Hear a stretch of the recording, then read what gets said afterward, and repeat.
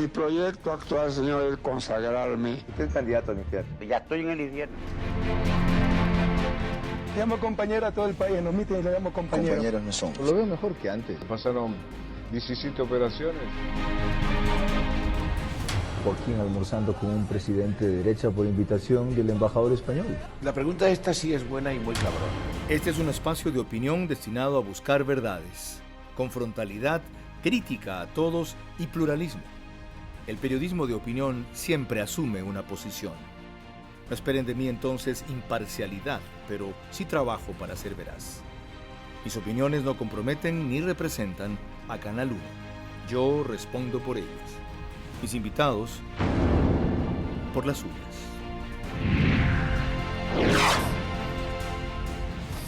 Bienvenidos televidentes de Canal 1 en señal abierta y en cableras, también por Facebook Live de Noticiero 1 y la gran señal nacional en todo el Ecuador. Radio Sonorama 103.5, 103.7 FM.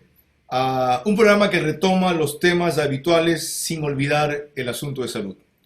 Empezaremos con lo que le están robando a miles de ustedes en CNL por incumplir la ley que les permitía facturar el promedio de los últimos 6 meses cuando no pudieron hacer mediciones de la pandemia y se la tomaron a pecho. 3 y hasta 10 veces más están facturando. Después, una entrevista urgente, largamente esperada con María Paula Romo, la ministra de Gobierno, sobre múltiples temas de la política, el combate a la corrupción, los acuerdos legislativos, la candidatura del vicepresidente Sonnenholz de la presidente, su eventual postulación para asambleísta, si aceptaría ir en la terna para vicepresidente en el evento de que se produzca ese vacío, o lo de los hospitales, entre otras cosas. Después de ella, proseguimos con César Ulloa, a propósito de una iniciativa nacional de acuerdo que han lanzado en la Fundación Esquiel con 37 ONGs, yo decía que eran 40, de todo el país, necesario, pero a mi juicio inviable en estas circunstancias. César Ulloa les dirá por qué para él es todo lo contrario. Y no cerramos sin preocuparnos de su salud, en este caso familiar, con la terapeuta de pareja y de familia, doctora María Gracia León, con un enfoque particular. Nos llamaron muchos padres a decir que los adolescentes están inmanejables, que si antes eran complicados, ahora se han rematado. ¿Por qué? ¿Y cómo proceder con ellos? Empecemos, sin embargo, con el robo del siglo, una cuestión que se pasa de la raya y me colma la paciencia. De paso, no ha ocurrido en mi facturación, por si acaso. ¿Ya? No es por mí. Si fuera conmigo, en otro plano les estaríamos reclamando también. Y de eso le preguntamos al defensor del pueblo, de quienes acudieron muchos de los afectados, al doctor Freddy Carrión.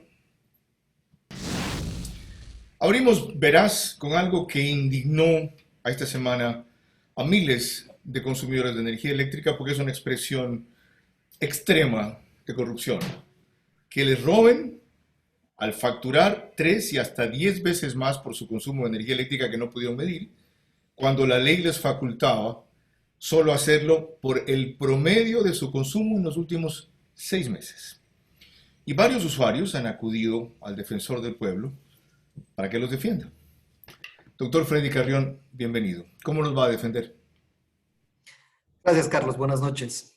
Mire, este es un problema muy grave sobre todo por el número de personas que se encuentran afectadas por este incremento injustificado. Ya lo vivimos una vez anteriormente, hace menos de un año, en donde la misma dinámica, CNEL cobraba injustificadamente valores excesivos en las planillas. Ahora se lo vuelve a presentar y con un elemento adicional, Carlos, que con el nuevo decreto ejecutivo del presidente de la República, que extiende el estado de excepción o emite un nuevo estado de excepción por 60 días, ya no hay esa protección para los usuarios respecto de la prohibición de la suspensión de los cortes de energía eléctrica, con lo cual a partir del 15 de junio ya procederían con cortes por la falta de pago de las planillas de energía eléctrica. Sin embargo, en este punto de aclaración, CNEL ha dicho justamente como una de las compensaciones para el atraco que ha hecho, que no van a hacer cortes de energía a los morosos de cualquier tipo. Pero independientemente de eso ya no hay la protección. Por eso es que habíamos pedido a un juez una medida cautelar, porque lo mismo que acaba de decirse en él aún no termina de resolver los miles de reclamos sobre cobros indebidos o en exceso de las facturas. Sí, ¿hay contradicción entre el estado de emergencia, el decreto y la disposición de CENEL?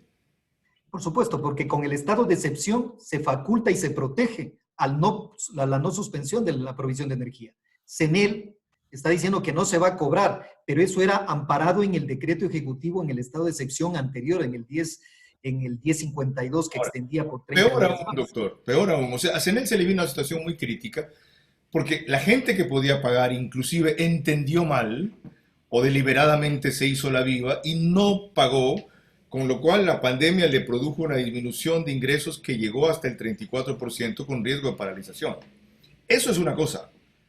Pero de ahí a que estos atracadores, tal vez para compensar ese vacío de 3 meses, ya producto de que los que podían pagar también dejaron de pagar, se les ocurra robar, porque no es que han aplicado la ley que les permite cobrar el promedio cuando haya este tipo de falencias, sino que la han hasta decuplicado.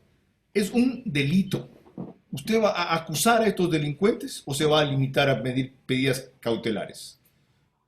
Actuaríamos de dos formas, Carlos, en función de la protección de los derechos de los usuarios. El primero, por supuesto, que en estos momentos necesitamos de que no se cobren esos valores excesivos y por lo tanto hay que dar de baja esas planillas para que CENEL vuelva a refacturar. Es imposible que 25,000, 30,000 reclamos y la mayoría de ellos, de acuerdo a lo que ha dicho CENEL, están siendo refacturados y bajando el nivel o el valor de los consumos, lo que demuestra que efectivamente hubieron errores, pero errores, esperemos. No, ya no es de robo. No, por Dios. Ya no es de errores. Ya no es de errores. O sea, se entiende que el promedio era lógico en los últimos 6 meses, más un adicional, porque también es lógico presumir que como más gente se quedó en casa y consumió energía eléctrica durante más tiempo, de repente un 50%, un 100% más, se elevara en algo el promedio. Pero no a esos niveles. Esta vaina no es error, esto se llama robo. Sí, completamente. Y yo comparto con usted, porque primero, tener estos incrementos, no solamente del 10, 15, 20%, que podría ser normal, dado que nos mantuvimos en casa durante más de 80 días, pero llegar a incrementos del 100, 200, 300, 400%. Entiendo. El primer paso es que les refacturen, ¿ya? Y que no les corten la energía eléctrica. ¿El segundo paso cuál es? El segundo paso ya es la denuncia pública penal respecto de este cobro injustificado que amerita una investigación penal. Porque como digo, una cosa es... investigar. Usted me está diciendo que hay más de 30,000 afectados y todo el mundo sabe quién es el gerente general de CENEL, quién es el interventor apoderado y quién ejecutó en la división o el departamento respectivo de CENEL esa medida. ¿Qué carajo hay que investigar? Hay que decir, estos son los 3 responsables, bótenlos y enjuícienlos. Lamentablemente, Carlos, al estar en un sistema judicial es indudable, primero la presencia de la Fiscalía y de la función judicial para determinar la responsabilidad. En este punto fundamental hay 2 temas. Perdón un ratito. Una cosa es la judicial, que tiene que seguir el debido proceso. Yo no he dicho métanlos a las cárceles. Bótenlos y enjuícienlos. Por supuesto, el enjuiciamiento parte de un proceso. Y esa es una materia que incluso compete a Fiscalía y a Función Judicial. Aquí hay un punto fundamental, Carlos, que es evitar que se les cobre a la gente esos valores excesivos. Esa es la primera medida cautelar y como institución de derechos humanos lo tenemos. Ya lo están evitando, han dicho que les dan 12 meses sin intereses. Yo estaba planteando que por qué no les descuentan de golpe lo que les han cobrado de más, con lo cual la primera o la segunda o la tercera factura les saldría gratis según los casos. Pero el problema es que no saben cuántos son, usted me ha hablado de 30,000, ni saben el monto del robo. Y hasta que lo determinen, se acaba el gobierno, pues.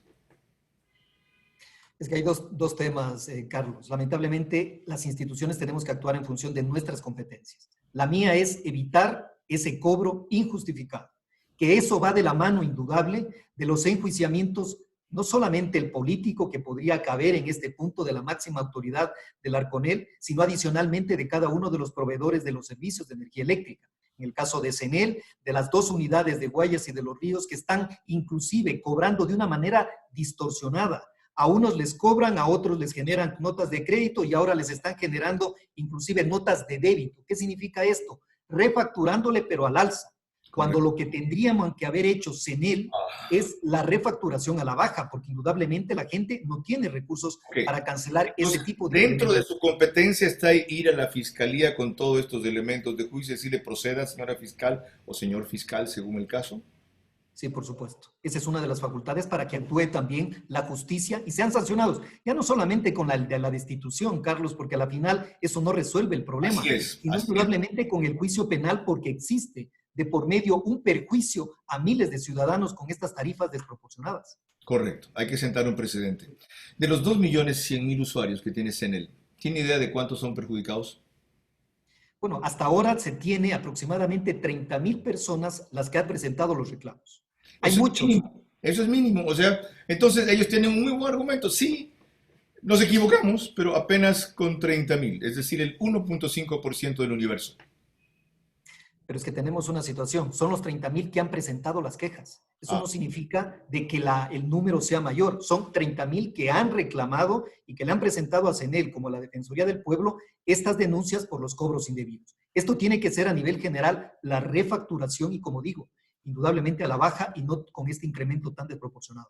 Señor Defensor del Pueblo, gracias por su tiempo y por su explicación de lo que puede hacer y no puede hacer en este caso. Muy amable. Un gusto. Enseguida proseguimos con la ministra de Gobierno, María Paula Romo.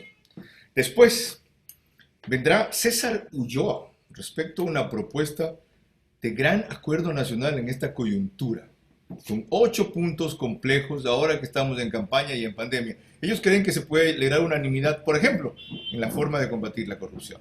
Y antes de concluir, una terapeuta de pareja y familiar sobre cómo controlar lo que se nos está saliendo de las manos en algunos hogares, la conducta de los adolescentes y en general de los hijos y la relación familiar por este encierro.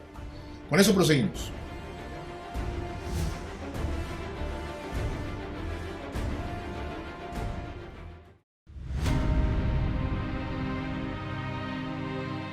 BH Group. Servicios de asesoría, consultorías y representación legal, política, comunicación, negocios, imagen.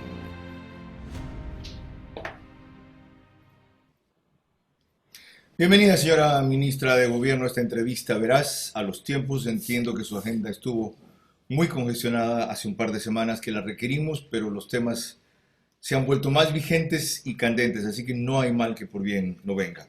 Empecemos con la mayoría legislativa que ustedes gestaron llamándolos un acuerdo hace largo rato. Ha destacado que es inestable, incluso que eso prueba que no tienen comprados a los asambleístas porque ciertos temas están a favor, en otros están en contra y en otros tienen una posición incierta. Para este tramo final, ¿cómo va entonces a renegociar esa mayoría? Hola Carlos, efectivamente han sido semanas de mucho trabajo, pero me alegra estar aquí de nuevo. Tenemos un acuerdo legislativo con 10 puntos programáticos. Los temas que están dentro de esos puntos, los temas que se negociaron hace más o menos un año, con 4 bancadas constituidas legalmente, espero que sean los temas que por el país nos puedan mantener unidos también en los próximos meses. Pero no es una mayoría incondicional, no es una mayoría de una gran maquinaria pues que vota todo lo que el gobierno quiera. No es esa nuestra realidad, tampoco ha sido esa nuestra intención y estoy segura también de que los próximos meses, mientras más nos acerquemos al momento electoral, será una mayoría más difícil. Ojalá para los temas del país podamos encontrar respaldo en la Asamblea y en todos los sectores políticos. El país no tiene temas sencillos. Consciente de que se viene el año electoral, como usted acaba de decir, ¿por qué espera que sobre los mismos temas se den los acuerdos consolidados y no los renegocia más bien en función incluso de las prioridades que ha hecho cambiar la crisis reciente del coronavirus? Muchos de los temas que hoy son prioridad estaban ya identificados cuando trabajamos en este acuerdo. El tema, por ejemplo, de la transparencia del orden en las finanzas públicas sigue siendo una urgencia, se vuelve una urgencia más grande hoy. El tema del trabajo, de las regulaciones laborales, estaban ya identificadas. Hoy son una urgencia más grande todavía con el impacto en el empleo que tiene la crisis. Pero los temas que están ahí siguen siendo los grandes problemas del país que se han agravado por la crisis del coronavirus, social, económica, política, sanitaria, que no se trata de nuevos problemas por el coronavirus, se trata de los problemas que el país ya tiene que se ven agravados cuando la situación también se agrava. Pero los temas siguen estando ahí y yo espero que las coincidencias también. Ahí sí se fue usted a Marte. Disculpe, ¿cómo que no hay nuevos problemas o son los mismos problemas? ¿Cómo que no hay nuevos problemas por el coronavirus? ¿Lo de los hospitales qué es? ¿Es un invento? Esta cuestión, lo que ha trascendido que durante el coronavirus hicieron negociar con la necesidad de la gente y eso tiene repercusión directa con la negociación de la mayoría. Usted sabe que no negocia con angelitos. Por algo usted se opuso a Daniel Mendoza e impulsó a Litardo para presidente y ahora esperan que estos patriotas acepten el acuerdo de hace un año. Por Dios, o sea, no me traten así porque me están diciendo idiota. La corrupción en el no es un nuevo problema. Y para muestra todo lo que se robaron de la reconstrucción de Manabí. En un momento de dolor, de emergencia, de muerte, en que el país puso $3.000 millones y todavía no terminamos de ver los resultados de la reconstrucción y los nuevos problemas son sobre el hospital de Pedernales. A eso me refiero cuando digo que no son nuevos temas. Son problemas estructurales que tiene el país, son revisiones probablemente, pero el tema de la corrupción está ahí desde el primer día y el gobierno lo va a seguir enfrentando, por supuesto. Y la mayoría en la Asamblea Nacional tiene que sumarse a esa lucha. Yo creo que así será y efectivamente no es tarea sencilla. Es lo que nos están demostrando las investigaciones de la justicia, que ojalá nos den luces sobre lo que yo creo podría ser solamente la punta del ovillo, porque las redes que lucran de la contratación pública no se inauguraron este año. Seguirlo enfrentando demanda, por ejemplo, que ustedes, a todos los funcionarios que recomendó Daniel Mendoza para nombrar al ejecutivo, lo saquen. A todos. Los han sacado, a todos. Yo he averiguado que 3 de CNT sí y 1 de la Secretaría de Riesgo sí. El resto siguen allí. Carlos, usted ha publicado en estos días varias listas de funcionarios. La mayor parte ya no están ahí, han salido hace varios meses. Otros no necesariamente son recomendados, no necesariamente son de alguien. Yo he mirado sus listas, por supuesto que las he mirado. He conversado también con gente en la administración pública, en el Ejecutivo desconcentrado en Manabí, y vamos a revisar que nadie que haya cometido un delito o que haya estado cerca de un delito haga parte de la administración pública y que ningún inocente pague por los pecadores, que creo que es la otra parte también de la justicia, que ningún inocente vaya a ser parte de una cacería de brujas, pero ante la duda y lo delicado del tema, efectivamente muchas personas han sido separadas de la administración pública en Manabí.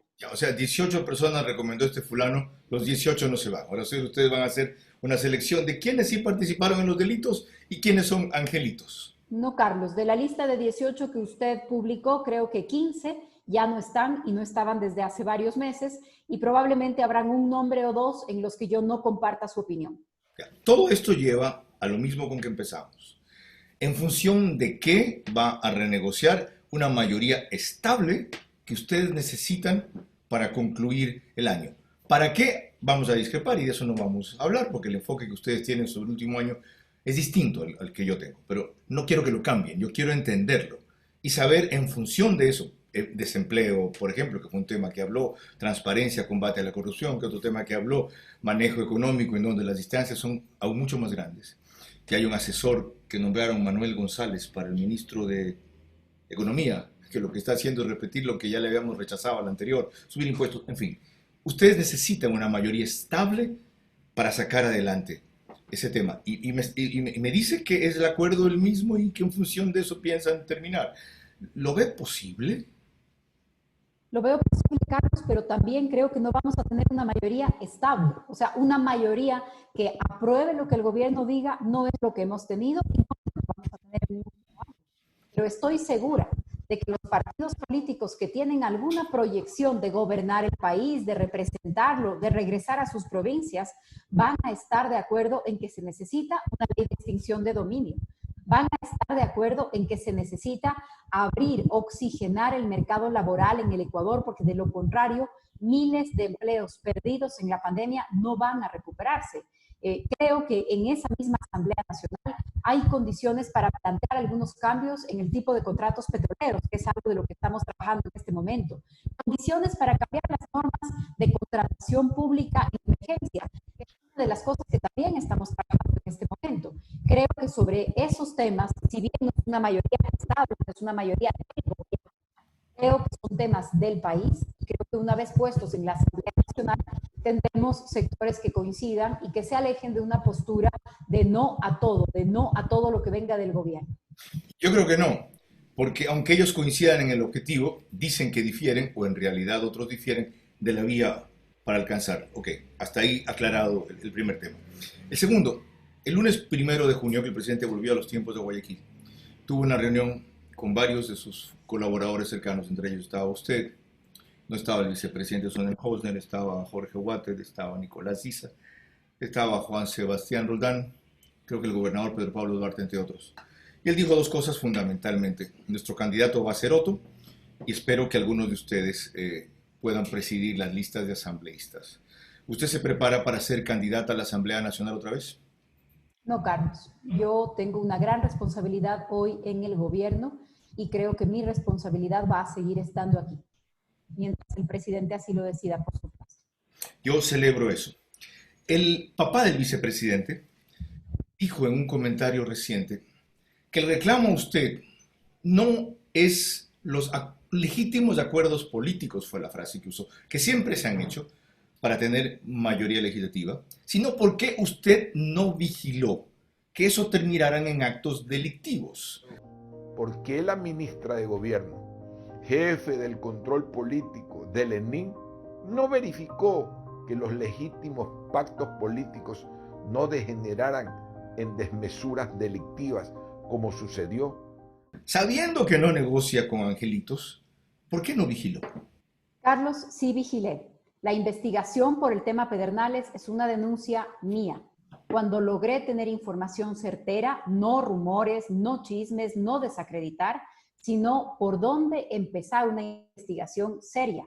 Con la Fiscalía y la Policía llevé adelante esa investigación y lamentablemente nos llevó donde nos llevó. Digo lamentablemente porque yo habría querido creer que no hay representantes de una provincia involucrados en este tipo de temas, pero nos llevó donde nos llevó y hoy está en manos de la justicia. Sí, vigilé lo que era posible. Seguramente muchos temas escapan de mi alcance, no es mi tarea, no es mi responsabilidad hacerlo y creo que parte de lo que tenemos que lograr en esta reinstitucionalización es que cada uno responda por lo que le corresponde. Esto es una novedad.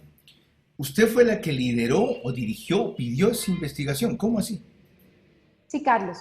La investigación empieza por el Hospital de Pedernales. El Hospital de Pedernales, para su construcción, hace un poco más de un año, entrega a quien iba a construirlo garantías falsas sobre el Hospital de Pedernales. Echamos abajo el contrato del Hospital de Pedernales y empieza un nuevo proceso. En ese nuevo proceso tenemos todos los ojos puestos porque realmente no es justo con la gente de Pedernales, el epicentro de la tragedia del terremoto de Manabí, que no puedan contar con un hospital. La única construcción pública que se ha podido levantar de nuevo es nuestra VC. Carlos, el alcalde de Pedernales despacha en nuestra unidad de policía porque es lo único que se ha podido levantar después de 3.000 millones de dólares en Manabí. Pusimos todos los ojos en la contratación del Hospital de Pedernales y seguimos investigando. Okay. Cuando de esa investigación resulta que se deposita el adelanto para empezar a construir el hospital y empiezan retiros bancarios en efectivo, armamos la investigación. Okay. La investigación nos lleva a donde nos llevó. Así como ordenó esa investigación respecto a lo que estaba atrás de Daniel Mendoza, ¿va a ordenarla a lo que está atrás de César Litardo? Carlos, cualquier persona en cualquier cargo tiene que responder si es que comete una ilegalidad, pero no podemos vivir de rumores, no podemos vivir de descréditos generales, de cualquier persona. Y creo que más por los actos que por las palabras, ustedes han podido ver que es así. de cualquier persona, si es que hay un indicio serio de una irregularidad, tiene que investigarse. Ok, hacemos aquí una primera pausa. Hemos mejorado el problema de audio que teníamos con la ministra de Gobierno, María Paula Romo. Volvemos tras un breve instante con la segunda parte de nuestra entrevista. Estamos en un diálogo veraz con la doctora María Paula Romo.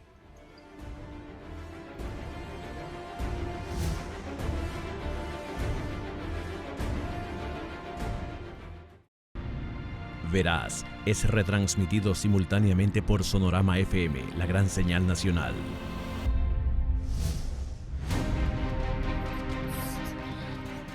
Volvemos con la doctora María Paula Romo, ministra de Gobierno, en esta segunda parte de nuestra entrevista Veraz. Usted ha dejado claro que de su parte el presidente no ha habido lo que se ha denominado reparto de hospitales. Sí mencionó el exministro Pérez que le han pedido empleos en Petroecuador, luego se arrepintió y nunca quiso decir quién, lo cual es un delito porque conocía un acto de corrupción y no lo reveló. Ha dicho un ministro actuante, el ministro de Salud, una cosa parecida, y el presidente afirmó en una entrevista internacional que él conocía que había asambleístas que pedían puestos. ¿Por qué estos tres elementos que fueron y son compañeros de gobierno suyo la contradicen? Carlos, si bien es cierto, no podemos afirmar algo que no podamos probar, me refiero al tema de los nombres, también se dan muchos casos en donde este tipo de pedidos se pueden dar. En mi caso, también yo le digo algo, será mi carácter, será la fama que tengo. A mí no me los plantean y mis conversaciones políticas no son en esos términos. ¿Y no le ha pedido al ministro de Salud, oye, tramitar cargos públicos a los legisladores es expresamente prohibido? Dime quiénes te lo plantearon a ti para ver cómo procedo. Los públicos es prohibido, pero si tenemos que nombrar 2.700 cargos de libre remoción, Carlos, muchas veces conversamos con asambleístas, con alcaldes, con empresarios, con sociedad civil y consultamos su opinión sobre todo. Eso es lo que hay que tener mucho cuidado, es en que no se mire que estamos pensando o estamos hablando o estamos permitiendo que sea una designación a cambio de algo. ¿Cuál es la línea roja o delicada que separa lo uno de lo otro? ¿Cómo diferencia entonces? Lo que es no solamente grave, sino que va contra la ley, es una especie de intercambio, de favores o de decisiones. Lo que de ninguna manera es ilegal es preguntar, es consultar, es recomendar nombres para 2.700 cargos de libre remoción. ¿Por parte de los legisladores incluso no es ilegal eso?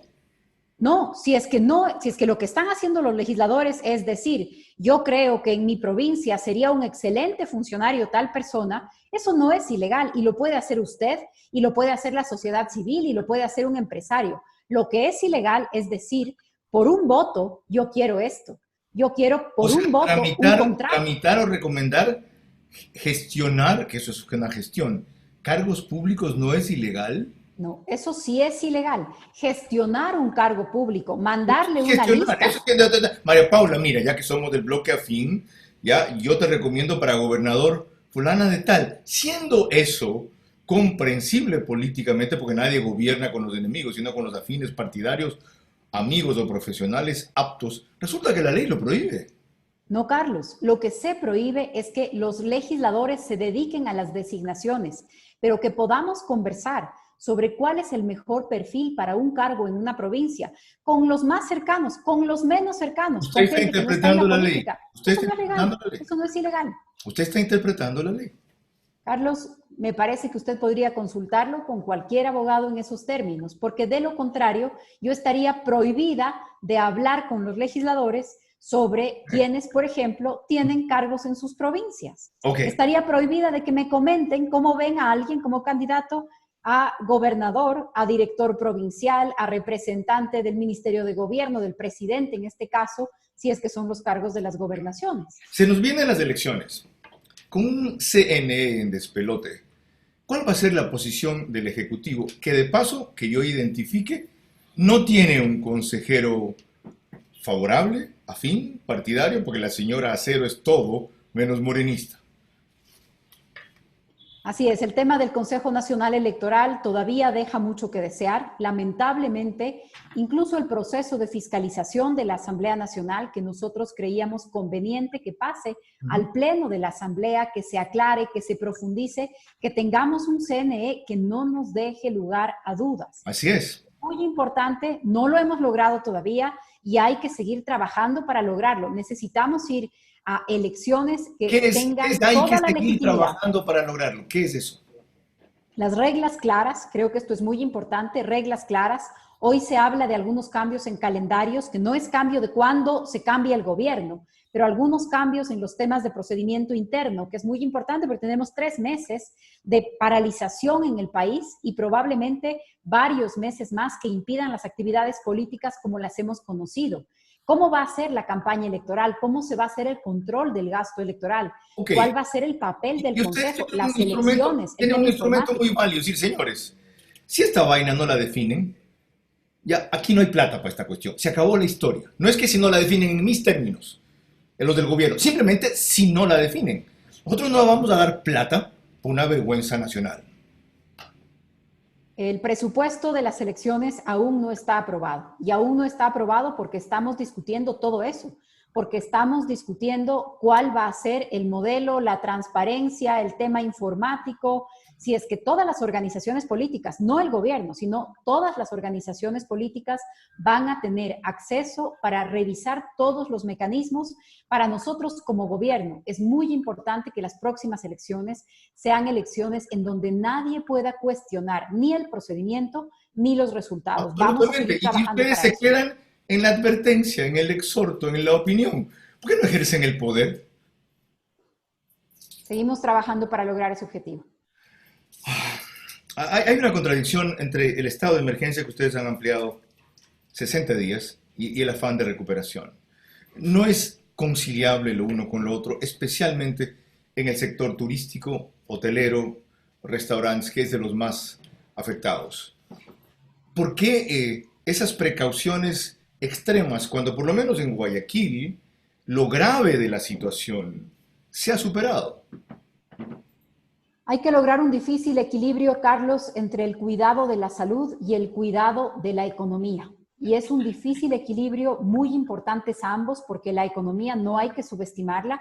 Muchísimas personas también pueden morir de hambre. También la pobreza es muy grave.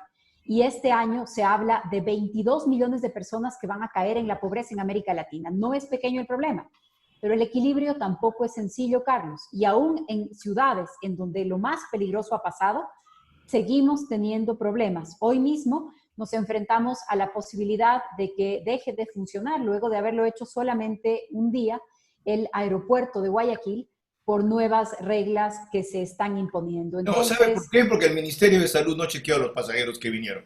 No, eso es responsabilidad del Estado, no del municipio ni del aeropuerto. En ningún aeropuerto del mundo se están haciendo pruebas rápidas para vuelos internos. Hemos estado trabajando en esto, sabemos qué es lo que está pasando, sabemos que va a haber un nivel de riesgo. Mientras yo me mueva de mi casa, voy a tener un nivel más alto de riesgo que si no me muevo de mi casa. Sabemos que esto es una realidad. Pero tenemos el municipio de Guayaquil diciendo ya no el aeropuerto, el municipio de Quito diciendo tal vez regresemos a rojo. Lo que tenemos que mantenernos es en un paso firme, avanzando de manera progresiva en la desescalada del confinamiento. Pero eso de hacerlo de manera progresiva y prudente es lo que nos ha permitido hasta ahora no tener retrocesos. Pero esta misma semana nos enfrentamos a 2 intentos, 2 posibles retrocesos, tanto en Quito como en Guayaquil. Por eso es que tenemos que ir con prudencia. Retroceder en este momento sería muy grave. Ok, usted aclaró que no va a presidir una lista de legisladores. ¿Aceptaría que su nombre lo pongan para candidata a la vicepresidencia de la República cuando se vaya Otto Sonnenholzer? Carlos, yo creo que no es momento de especulaciones. Si es que eso se da, la Constitución tiene un procedimiento.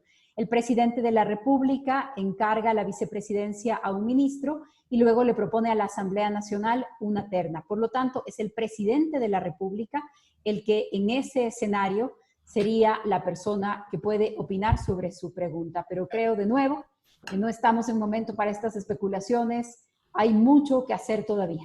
Como he demostrado, no son especulaciones, pero no voy a discutir de eso. Yo me refería antes a decisión que transmitió aquí el presidente el lunes 5 de junio. 1 de junio, perdón. A propósito de eso, se viene también una renovación de gabinete, puesto que muchos de los cuadros del Ejecutivo del Gobierno irán o serán candidatos en las próximas elecciones. ¿Con qué criterio reestructurar o llenar las vacantes que se generen en ese gabinete? Más aún cuando la Fundación Esquel está impulsando un tema que ustedes tomaron, lo han tomado varias veces y no han logrado concretar, que es un mínimo acuerdo nacional para terminar el periodo con fluidez y rearmar el país después. ¿Con qué criterio las mejores personas para llevar adelante los propósitos que el presidente anunció para este año? Salud, alimentación, empleo, dolarización. Todo lo que hagamos en todos los ministerios tiene que estar dirigido a esto y, por supuesto, los colaboradores del presidente tienen que estar convencidos de que este es el camino, de que hacia allá tenemos que trabajar y hacia allá tenemos que llevar las decisiones. Con ese criterio, el presidente escoge y escogerá a sus colaboradores. ¿Qué pasó con los conspiradores de octubre que ustedes identificaron y que fueron denunciados en la Fiscalía? Pregunta para la Fiscalía y para los jueces. Muchos siguen conspirando, unos fuera y otros dentro del país. ¿Sabe por qué se la pregunta a usted? Porque Juan Sebastián Roldán dijo que el presidente puso a la fiscal. No, no dijo eso. Ay, come on. No dijo eso. Dijo que el presidente impulsó un proceso para un cambio en el Consejo de Participación Ciudadana que permitió tener autoridades independientes. Porque desterró el yugo contra la prensa, porque desterró autoridades que eran panas de Correa. ¿Recuerdas tú? Gustavo Yalke, el secretario del que manejaba la justicia, Carlos Vaca, exsecretario particular, manejaba la fiscalía, y este es un presidente valiente que lo que hizo es romper con eso para poner gente independiente como Diana Salazar. Poner a la fiscal fue el verbo, por si acaso. Si fue un lapsus es otra cosa. Entonces le pregunto a la que maneja la política del Ejecutivo. El presidente de la República impulsó una reforma para tener autoridades independientes. Hoy las tenemos. Doctora Romo, mil gracias por su tiempo y su predisposición a responder lo que no es agradable, pero es necesario. Muchas gracias, Carlos. La ministra de Gobierno, en Veraz. Cuando prosigamos lo que acabo de mencionar, esto que impulsa César Ulloa y la Fundación Esquel respecto a un acuerdo nacional, para mí tardío y sobre todo inflado, demasiado ambicioso. No lo pudo el gobierno, no lo pudo la oposición, no lo hemos podido en años. Lo van a poner ellos. Ya veremos cómo.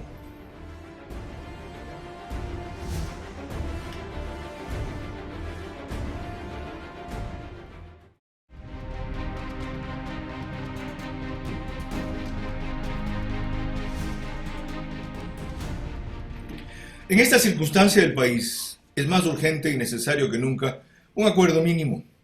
Pero resulta que ahora propone un acuerdo máximo la Fundación Esquel, 40 ONGs y algo así, lo cual decía yo en Twitter no es viable y se vuelve muy ambicioso.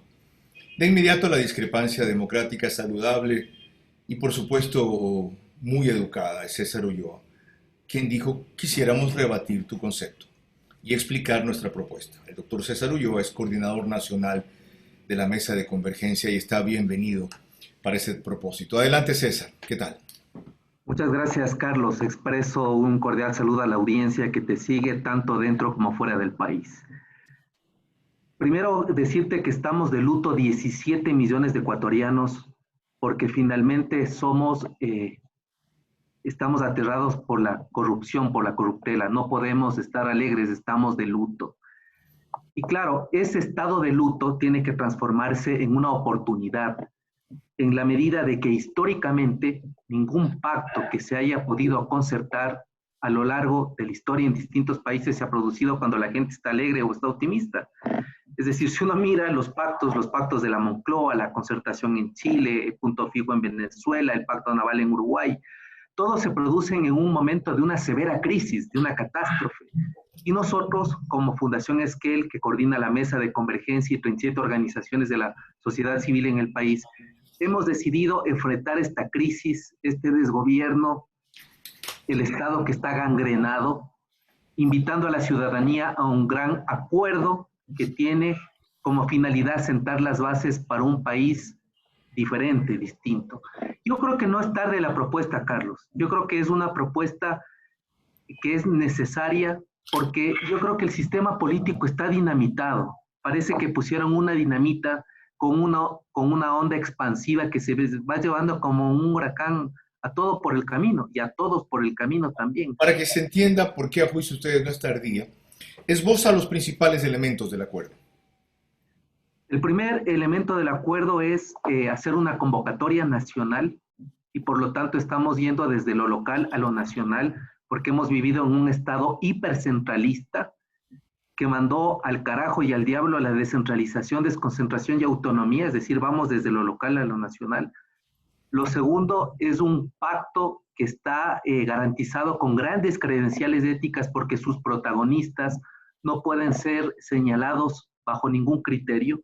La tercera, que es un pacto que no persigue cargos, no persigue contratos, ni tampoco está auspiciando ninguna candidatura, lo que no significa, por cierto, que si hay algún candidato o alguna candidata que coja algunos elementos del pacto, no sea bienvenido. Y lo otro, que el pacto refuerza su propuesta en 8 dimensiones importantes. La una, indudablemente, creemos que no puede haber pacto, Carlos, si no hay unanimidad y no hay acuerdo de todas las organizaciones de la sociedad civil para luchar contra la corrupción y la impunidad. Creemos que ese es el elemento primerísimo del pacto. La segunda, que nosotros debemos impulsar una economía agrícola campesina. Es el único sector dentro de los sectores económicos que en pandemia nunca paralizó. El Ecuador es uno de los pocos países que no sufre de desabastecimiento, pero curiosamente en los últimos 14 años es el sector que menos ha recibido apoyo del Estado y que ha sido prácticamente bypaseado. El tercer elemento que tiene que ser necesario es que hay que replantear, ¿no es cierto?, una economía, un modelo macroeconómico, y también algunos elementos que tienen que ver con la educación, contra las violencias. Me parece que es importante una reforma del Estado. Es decir, nosotros pensamos que es el momento más adecuado para que no solo por un tema de dolor, sino también de decencia, pero sobre todo de sensatez, presentar las bases de un Ecuador distinto, Carlos. Ok, adrede he dejado que expongas la complejidad y la extensión del acuerdo, aunque solo hemos enumerado 3 puntos, para validar mi objeción. No es que esté en contra de una cuestión semejante, sino del momento, de la magnitud, aunque la oportunidad es la ideal. Ustedes son intelectuales soñando en un país imposible porque nunca aterrizan en el discurso. Sí, por Dios santo. O sea, quieren ir desde lo local a lo nacional. Chévere. ¿Saben el tiempo que toma eso y la complejidad que significa esta cuestión? Según tus propias palabras, quieren cambiar el modelo ahora, en periodo de campaña, cuando la gente está preocupada de sobrevivir, no de reflexionar sobre esta cosa, aunque lo debería, porque es la causa de lo que estamos viviendo. Entonces, mi reclamo es, ¿por qué no limitan y compactan el acuerdo a lo mínimo y básico urgente para salvar lo posible y de allí pasamos a lo imposible, que solo nos va a tomar un poco más de tiempo? ¿Por qué no?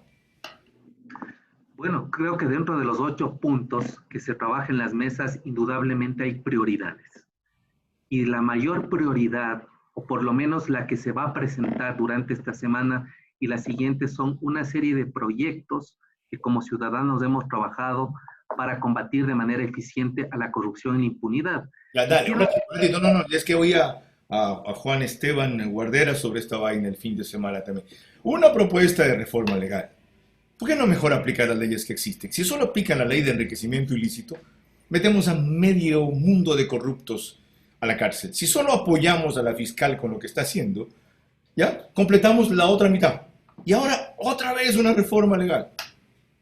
Bueno, yo creo que lo que se está haciendo no quiere decir que se desvíe para proponer más cosas. Yo creo que lo que tú has dicho es clave, es importante. Hay que apoyar a la fiscal, hay que aplicar las leyes que existen, pero también hay que mejorar algunas otras, porque la trampa del sistema que tenemos es que también se han hecho leyes que han favorecido a los corruptos. César, sí. Tenemos un par-estado. Sí, pero a largo plazo, de acuerdo. No, mi problema no es el objetivo, sino el momento y el camino. En el momento que ustedes comienzan otra vez a hablar de la estructura, nos vamos del foco del momento, aunque esa es la causa en verdad. Pero cuando resulta que lo poco del sistema está funcionando, ustedes nos proponen otra vez que hablemos de la Constitución nueva, el cambio de modelo. Por Dios.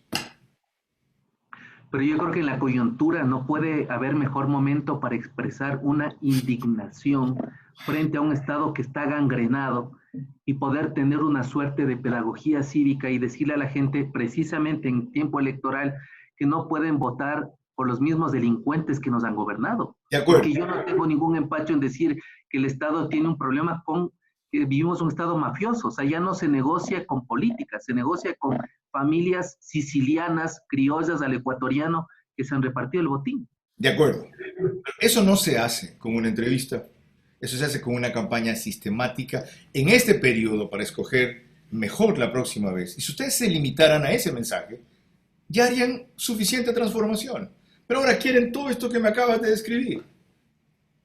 Bueno, nosotros vamos a ir indudablemente de forma sistemática, tratando de posicionar estas ideas. Pero Carlos, yo quiero decirte algo que me parece muy importante. Tú dijiste un grupo de pensadores, intelectuales.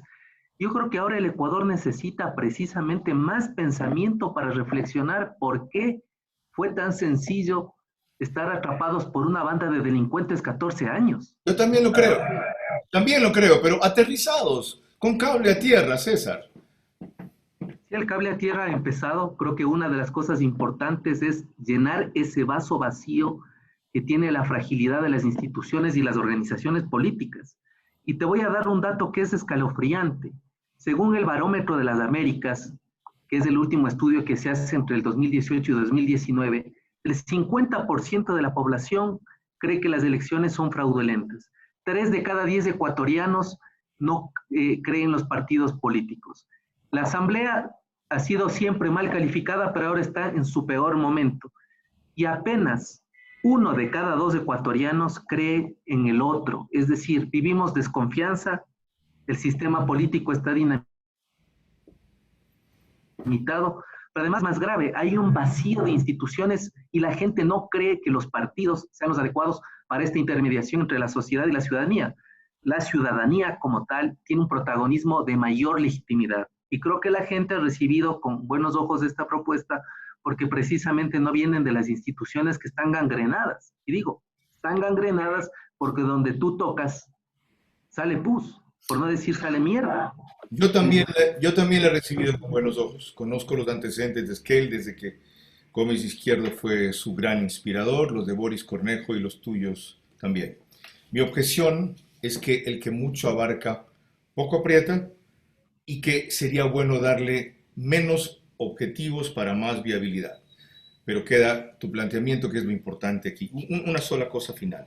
Yo no estoy de luto, estoy de plácemes, porque por primera vez en este país se está destapando la gran olla que no se permitió en la tiranía anterior, y esta democracia incipiente y tambaleante, con todos sus defectos, lo permite. Así que yo no estoy de negro.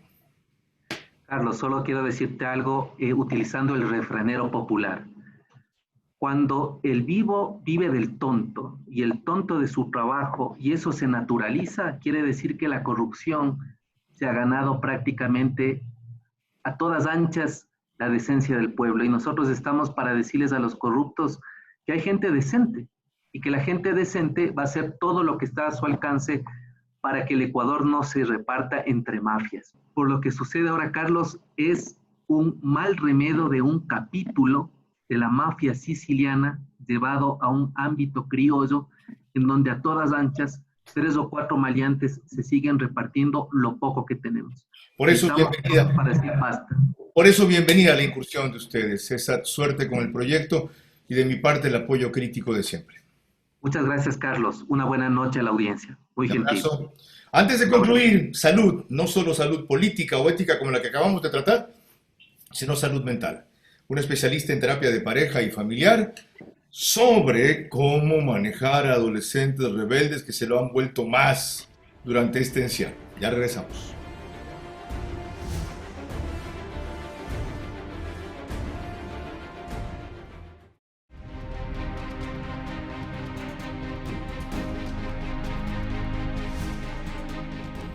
Les he dicho que en Veraz vamos a tener regularmente siempre un médico, en este caso a una doctora.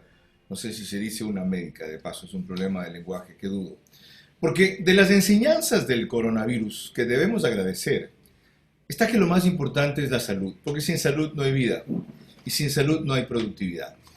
Y una cantidad de familias, o de madres de familias más concretamente, me han llamado a decir, mire, trate el problema de los adolescentes en la pandemia y tras la pandemia. Y les dije, ¿por qué? Porque se han vuelto más agresivos, más rebeldes, más inmanejables, más soberbios, más sabiondos que de costumbre. ¿A quién le planteamos este tema? A la doctora María Gracia León, quien es máster en terapia familiar. ¿Cómo se llamaría o cuál sería el diagnóstico de este tipo de conducta y cómo tratarla en familia? Bienvenida.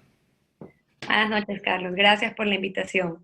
Bueno, creo que ahorita en la pandemia o en el estado de excepción las emociones están como un poco más alteradas, movidas, y en la adolescencia una de las cosas que se marca mucho es los cambios que hay. Probablemente este momento en el confinamiento, el no poder estar con sus iguales en el colegio, con sus amigos, sea producto esta rebeldía que hablan, de estas emociones que están ahí como encerradas, chocadas, pero también es importante señalar y resaltar que a la adolescencia siempre se la pone como un sinónimo de rebeldía, y no creo que sea necesariamente la pandemia, sino que es algo de siempre, y cuando los padres, los adultos, no saben manejarla muy bien, aparecen estos brotes de rebeldía, podríamos decir.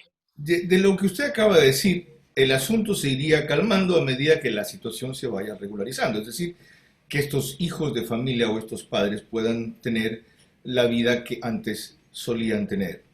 Pero hay otros que afirman que esto ha acelerado los cambios que se dan normalmente en un adolescente, o lo que es peor, que cuando han tenido acceso a más información, más interacción, todo esto telemáticamente, más reflexión, han cambiado definitivamente. ¿Hacia dónde? Hacia demandar un grado mayor de autonomía. Estos chicos se sienten adultos ya. ¿Cómo manejarlos? Lo que pasa en la adolescencia, Carlos, es que o no eres muy adulto, no eres muy grande para ciertas cosas, pero no eres un niño para otras. Entonces siempre están como que en esta búsqueda de qué puedo hacer, no, porque eres muy pequeño. Correcto. ¿Qué no puedo hacer? No, porque ya eres un adulto. Entonces como que siempre hay esto, ¿qué soy? Si no soy adulto o no soy grande para hacer tal cosa y no soy niño para hacer otra, ¿qué soy? Entonces puede ser que sí, el acceso a la información, como que eso que preguntaban que están más sabiondos, puede enseñárseles mucho a descartar qué es cierto y qué no, porque incluso a los adultos les pasa.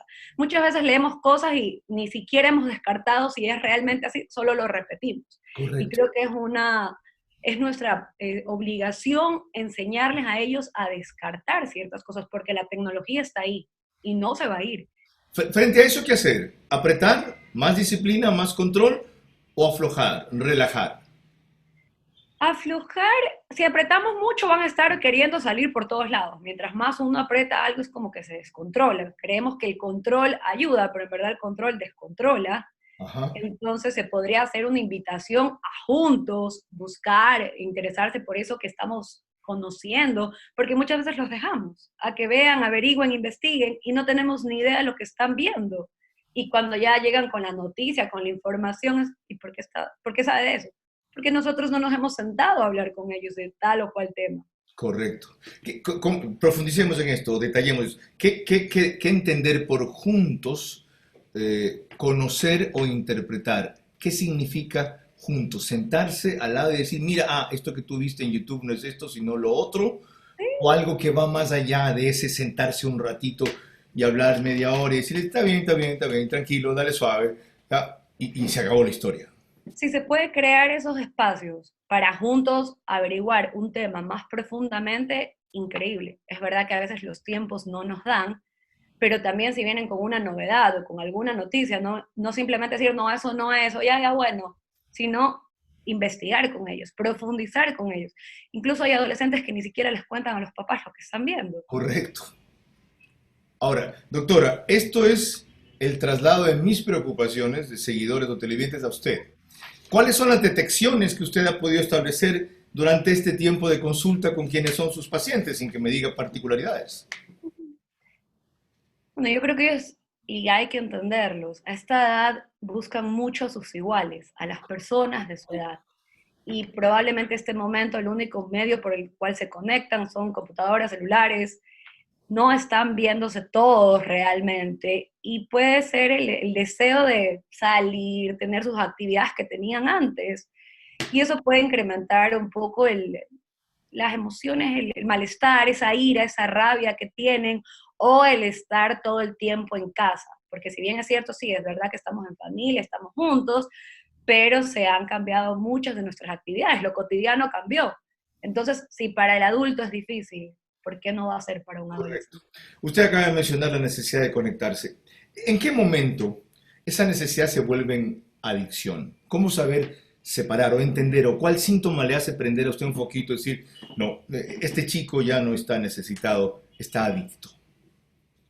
Las personas que pierden mucho la conexión con las personas que están presentes. Si yo necesito pasar en el celular, conozco casos que les llevan la comida al cuarto, que los chicos dejan de participar de los almuerzos, de las cenas, o de ir a la mesa a comer, sino porque están jugando, porque todo es en el cuarto. Entonces, ahí sí hay algo que llama la atención. Sí es importante tener los tiempos para salir de esa conectividad. Doctora María Gracia León, gracias por poner perspectiva, tranquilidad y conocimiento en un tema urgente y alarmante, pero no tanto como usted lo acaba de ilustrar. Sí, no. También no les podemos pedir lo que nosotros no hacemos. A veces les decimos a nuestros hijos, no hagas esto, pero yo estoy todo el día ahí. Entonces, sí es como, ¿qué le pido? Si yo no doy el ejemplo, mis palabras no sirven. Nos pide usted lo más difícil, ser ejemplo. Exactamente, ser ejemplo. Me botó la pelotita de vuelta. Gracias, muy amable por su tiempo. Gracias. Cerramos entonces con esta nota de salud para contribuir a su bienestar familiar. Hemos comenzado con un reclamo activo de combate a la corrupción para no solo establecer el monto de la sobrefacturación en CNE, las compensaciones, la tregua que deben darle a los consumidores, sino la sanción a los ladrones, a los irresponsables que incumplieron la ley y mandaron a leer o calcularon 3 o 10 veces más lo que se debía hacer. Después, con el balance que hace la ministra de Gobierno de cómo planean acabar estos últimos 11 meses. Y tras ella, una utopía, que sin embargo no la consideran como tal quienes promueven en este momento, justamente por esta crisis, un gran acuerdo nacional. A diferencia de César Ulloa, como le decía, yo no estoy de luto por el estallido de la corrupción, yo estoy de plácemes.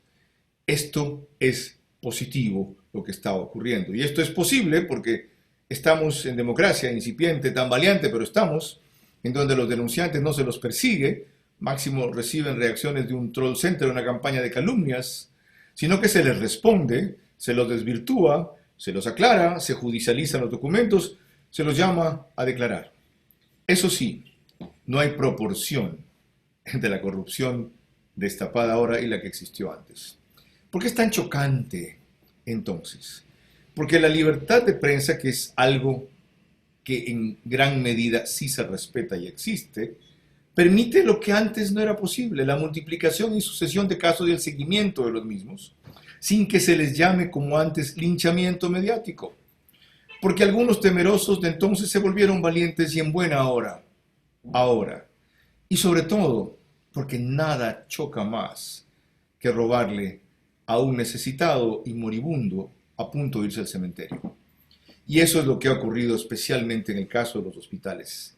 Siempre fue así, o casi siempre fue así, o muchas veces fue peor, pero no llegaron a los insólitos extremos de ahora, que incluyen la alcaldía de Quito, que ya se ha identificado en su mayoría como un bastión y refugio del correísmo. Bienvenido el destape, el debate, la denuncia, la aclaración.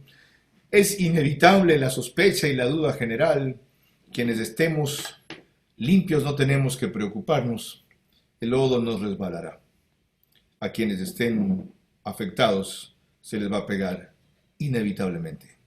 Una cosa más que hay que agradecer a esta pandemia permitió ver mucho más allá de la crisis, indagar en todo lo que impidió atenderla con oportunidad y mayor eficiencia. Por ejemplo, en el caso de Guayaquil, donde la salud que depende del Estado fue un desastre y la que activó la alcaldesa de Guayaquil está teniendo éxito. No hay que cantar victoria. El virus sigue allí, la pandemia como tal está latente, aunque la gravedad de su incidencia ha bajado. Mantengamos la guardia en alto y la alerta económica urgente, porque hablaba María Paula Romo de equilibrio entre la salud y la economía. Desequilibrio. Hoy día, si se empieza a atender mejor lo económico, va a bajar el problema de salud, porque por el problema económico es que se agudizan los problemas de salud. La gente se arriesga, no tiene empleo, no recibe los alimentos, escasean las medicinas, se desespera. Entonces la proporción se invirtió. Una vez que la incidencia grave del coronavirus ha bajado, no es que ha desaparecido, ha bajado, salvo Quito, Loja, por ejemplo, Manabí, es importante controladamente, con medidas de bioseguridad, reactivar la economía. Si no, ahí sí volvemos a cero. Volvemos a vernos, eso sí, el próximo domingo, Dios mediante, si ustedes no callan y vencen el miedo para que ser valiente no salga tan caro y ser cobarde no valga la pena.